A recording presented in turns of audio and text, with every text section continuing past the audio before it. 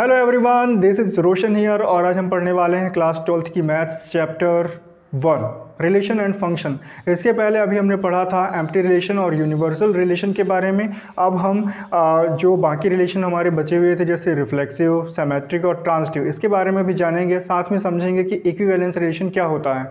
हाँ, ये सारी चीज़ें हम विद एग्जाम्पल समझने वाले हैं। तो आपको मेरे चैनल को सब्सक्राइब करना है और वीडियो पसंद आता है तो लाइक करना है, शेयर करना है। ओके, सबसे पहले डिफिनीशन थोड़ा सा आप पढ़ लेते हैं जो हमारे बुक में दी गई है। डिफिनीशन दी गई है, relation R in a set A is called reflexive if A belongs to R for every A belongs to A. Symmetric कहलाता है if A1 A2 belongs to R implies that A2 A1 belongs to R for all A1 A2 belongs to A. Transitive कहलाता है if A1 A2 belongs to R and A2 A3 belongs to R implies that A1 A3 belongs to R for all A1 A2 A3 belongs to A। तो इस definition को यदि नहीं समझ में आई है तो अभी रुकिएगा, जाइएगा नहीं कहीं, क्योंकि अभी हम एग्जाम्पल के साथ अच्छे से समझने वाले हैं। इक्विवेलेंस रिलेशन की भी डिफिनीशन यहाँ पे दी गई है कि R relation R in a set A is said to be an equivalence relation if R is reflexive, symmetric and transitive. तो यदि कोई रिलेशन इक्विवेलेंस कहलाता है, कोई रिलेशन इक्विवेलेंस कहलाता है यदि वो रिफ्लेक्सिव भी हो, ट्रांजिटिव भी हो और सिमेट्रिक भी हो। तो अभी हम इसके बारे में जानने वाले हैं। तो देखिए, अभी हम रिफ्लेक्सिव रिलेशन के बारे में अच्छे से पढ़ने वाले हैं, समझने वाले हैं उसको विद एग्जांपल। तो आपने दर्पण देखा होगा, आपने मिरर देखा है। मिरर में हम क्या देखते हैं? अपना चेहरा देखते हैं। तो रियलिटी में चेहरा क्या होता है? हमारा रिफ्लेक्शन होता है। मतलब हमारा जैसा चेहरा है दर्पण में, ठीक उसी प्रकार का रिफ्लेक्शन शो होता है, उसी प्रकार का प्रतिबिंब बनता है, उसी प्रकार की एक इमेज बनती है। एक तरह से हम कह सकते हैं कि वो हमारे चेहरे का रिफ्लेक्शन है। ठीक है, आ रहा समझ में? तो रिफ्लेक्सिव रिलेशन का मतलब है जैसे हमने कोई एलिमेंट लिया, ठीक है, तो यदि उसका रिफ्लेक्शन हम देखें तो क्या होगा? उसका रिफ्लेक्शन वो एलिमेंट खुद होगा, उसी टाइप का एलिमेंट होगा। तो यदि कोई एलिमेंट और उसका रिफ्लेक्शन दोनों किसी रिलेशन को बिलोंग करते हैं तो उसे हम रिफ्लेक्सिव रिलेशन कहते हैं। ओके, कोई एलिमेंट और उसका रिफ्लेक्शन दोनों यदि किसी रिलेशन को बिलोंग करते हैं तो वो रिलेशन कैसे कहलाता है? रिफ्लेक्सिव रिलेशन कहलाता है। आ गया समझ में? नहीं आया है तो अभी एग्जाम्पल के थ्रू और उसको क्लियर करते हैं। ओके, हाँ, तो स्टूडेंट्स देखिए यहाँ पे मैंने एग्जांपल लिया है रोस्टर फॉर्म में। यहाँ पे ए को लिखा हुआ है 1 2 3, उसमें 3 एलिमेंट है 1 2 3। यहाँ पे रिलेशन डिफाइन किया गया है सेट ए का सेट ए के साथ ही रिलेशन। ठीक है, अब आपको केवल जो इसका कॉन्सेप्ट है उस पर ध्यान देना है। ये नहीं सोचना है कि कई सारे अवयव, जैसे इसमें बहुत सारे अवयव हैं, ये वाला जो रिलेशन आपने लिया है इसमें एलिमेंट ही नहीं है, आपने एक ऐसे रिलेशन बना लिया। तो आपको इस पे ध्यान नहीं देना है, आपको कॉन्सेप्ट पे ध्यान देना है जो मैं समझाना चाहता हूँ कि आखिर रिफ्लेक्सिव रिलेशन कहलाता क्या है।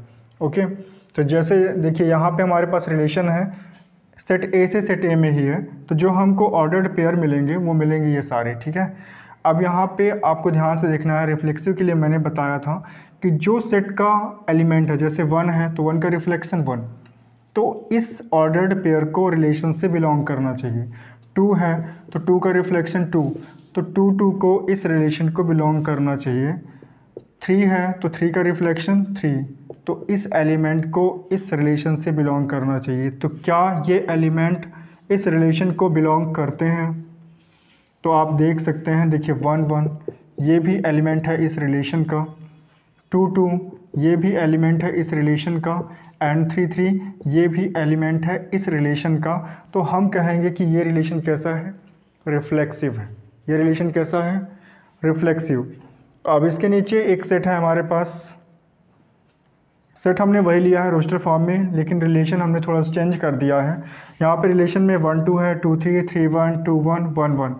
तो यहाँ पे जैसे 1 एलिमेंट था तो उसका रिफ्लेक्शन तो है इस रिलेशन में, लेकिन क्या 2 का रिफ्लेक्शन 2 2, 2 का रिफ्लेक्शन 2 के साथ जो एलिमेंट मिलेगा हमको, मतलब 2 2, क्या इस रिलेशन को बिलोंग कर रहा है? नहीं कर रहा है। क्या 3 का रिफ्लेक्शन 3 मतलब 3 3 क्या इस रिलेशन को बिलोंग कर रहा है? नहीं कर रहा। इसका मतलब ये रिलेशन रिफ्लेक्सिव नहीं है। मैंने पहले ही बताया है कि यदि कोई सेट है उसका एलिमेंट जो भी है उसका रिफ्लेक्शन, ठीक है, मतलब वो एलिमेंट और उसका रिफ्लेक्शन दोनों उस रिलेशन को यदि बिलोंग करते हैं तो वो रिलेशन रिफ्लेक्सिव कहलाता है, अदरवाइज़ हम उसको कहेंगे कि वो रिफ्लेक्सिव नहीं है। ओके, अब हम देखते हैं सिमेट्रिक रिलेशन को। आपको इंटरेस्ट आ रहा है? कमेंट के थ्रू आप बताइएगा कि आपको कैसा लग रहा है, समझ में आता है कि नहीं आता है। ओके, अब हम समझने वाले हैं सिमेट्रिक रिलेशन के बारे में। सिमेट्रिक का मतलब क्या होता है? सिमेट्रिक मतलब सममित, एक तरह से, है ना, दो चीज़ें जो एक दूसरे के जैसी हों। जैसे आपने पत्ती देखी है, पेड़ की पत्ती, जब किसी भी पेड़ की पत्ती को हम बीच से डिवाइड करते हैं, जैसे ये पत्ती है ना, ये पत्ती है, और जब हम इसको बीच से डिवाइड करेंगे तो दोनों पार्ट कैसे होंगे? सिमेट्रिक होते हैं, मतलब एक जैसे दिखते हैं। तितली है, तितली को हम बीच से यदि डिवाइड करें तो वो भी एक जैसे, मतलब उसके दोनों पार्ट एक जैसे दिखेंगे। तो ये ऐसी चीज़ें जिनको यदि बीच से डिवाइड किया जाए, दोनों पार्ट एक दूसरे के समान दिखें, तो वो कहलाते हैं सिमेट्रिक।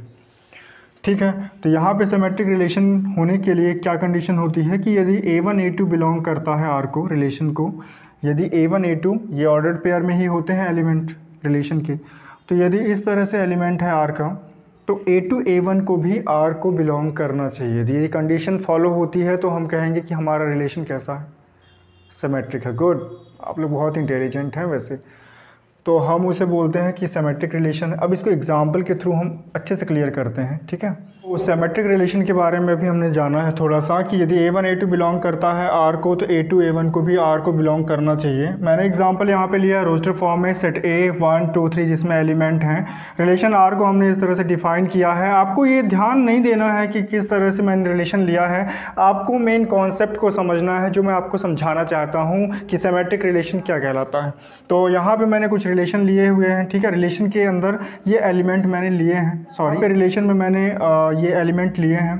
तो इस डिफिनेशन के अकॉर्डिंग यदि 1 2 को हम R का एलिमेंट कहते हैं तो उसको सिमेट्रिक होने के लिए 2 1 को भी R का एलिमेंट होना चाहिए। तो यहाँ पे आप देख सकते हैं कि 2 1 भी इस रिलेशन को बिलोंग करता है, तो हम कहेंगे कि ये रिलेशन क्या है? सिमेट्रिक है। ऐसे यदि हम 2 3 R का एलिमेंट लेते हैं तो 3 2 भी R का एलिमेंट है, मतलब ये सिमेट्रिक है। R1 एक और रिलेशन मैंने लिया यहाँ पे एलिमेंट मैंने इस प्रकार से लिया है। तो यहाँ पे देख सकते हैं 1 2 R को बिलोंग करता है R1 को, तो क्या 2 1 भी बिलोंग करता है? हाँ, 2 1 भी। तो क्या रिलेशन सिमेट्रिक है? और बाकी एलिमेंट के लिए भी हम चेक कर लेते हैं, जैसे 2 3 इस R1 को बिलोंग करता है, तो क्या 3 2 भी R1 को बिलोंग करता है? तो 3 2 तो इसमें है ही नहीं, मतलब ये रिलेशन हमारा सिमेट्रिक नहीं है। R1 is not symmetric. Okay, आया समझ में कुछ? अगला रिलेशन है जो हम समझने वाले हैं वो ट्रांजिटिव रिलेशन है। ट्रांजिटिव का मतलब क्या होता है? आपने ट्रांजिशन सुना होगा, मतलब एक तरह से उसका स्थान परिवर्तन हो गया, है ना। जैसे अभी मैं यहाँ पे हूँ, सपोज़ अभी मैं यहाँ पे हूँ, फिर यहाँ पे चला गया, फिर यहाँ पे चला गया, फिर यहाँ पे, तो मेरा क्या हो रहा है? ट्रांजिशन हो रहा है। तो एक ऐसा ही रिलेशन जो इस तरह की प्रोसेस जिसमें हो, वो ट्रांजिटिव रिलेशन कहलाता है। अब इसको एग्जांपल के थ्रू हम समझते हैं। एक सेट है हमारे पास जिसमें एलिमेंट है 1 2 3 4 5 6। एक रिलेशन हमने सेट बिल्डर फॉर्म में डिफाइन किया है, उसके जो element X Y such that Y is divisible by X, मतलब ये बाद वाला जो एलिमेंट है ना, पहले वाले एलिमेंट से डिविजिबल है। तो ऐसे कोई दो एलिमेंट हम लेते हैं, ठीक है, उसमें देखते हैं कि क्या ट्रांजिटिव रिलेशन है कि नहीं है, ठीक है। जैसे हमने 1 2 ले लिया, तो 1 2 का मतलब क्या होता है कि 2 1 से डिविजिबल है, ऑलरेडी कोई भी नंबर 1 से डिविजिबल होगी, ठीक है। तो 1 2 बिलोंग करेगा R को, क्योंकि इसके अंदर जो एलिमेंट है ना वो किस टाइप के हैं कि बाद वाला जो एलिमेंट है वो पहले वाले एलिमेंट से डिविजिबल है। ओके, मतलब उसमें भाग जा सकता है। अब हमने ले लिया ऐसा ही एलिमेंट एक लिया, 2 4 ले सकते हैं, ठीक है, 2 4 ले सकते हैं।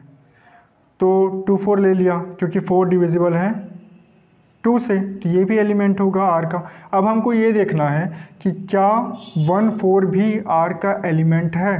तो इसको देखने के लिए हमको चेक करना पड़ेगा कि क्या 4 1 से डिविजिबल है कि नहीं है, तो 1 तो सभी नंबर को डिवाइड करता है, तो 4 भी 1 से क्या होगा, डिविजिबल होगा। तो वी कैन से, हम कह सकते हैं कि 1 4 भी R का एलिमेंट है। सो